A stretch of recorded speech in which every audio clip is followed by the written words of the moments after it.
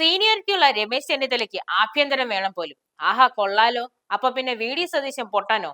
ഒരിക്കൽ ആഭ്യന്തരം കിട്ടിയതല്ലേ. ജനങ്ങളെ സേവിക്കാനാണോ മന്ത്രിസ്ഥാനമെങ്കിൽ ഏതെങ്കിലും വകുപ്പ് പോരെ? ദേവസ്വം എടുക്കാലോ, ആരോഗ്യ വകുപ്പ് എടുക്കാലോ, അല്ലെങ്കിൽ കിടക്കുകയല്ലേ KSRTC, എടുത്തങ്ങോട്ട് ഭരിക്കാലോ. എന്തെല്ലാം ചെയ്യാൻ കിടക്കുന്നു. കൈയിട്ട് വാരാനും അധികാരം പിടിച്ചെടുക്കാനുമാണ് താല്പര്യമെങ്കിൽ പിന്നെ ഇതൊന്നും നിങ്ങൾക്ക് ഉപകാരമായി തോന്നില്ല. ദീപാദാസ് മുൻഷി അനുനയിപ്പിക്കാൻ വേണ്ടി ഇങ്ങ് വഴുതക്കാട്ടെ വീട്ടിലേക്ക് വന്നിരിക്കുകയാണ്. എന്തൊരു നാണക്കേടാണെന്ന് നോക്കണേ.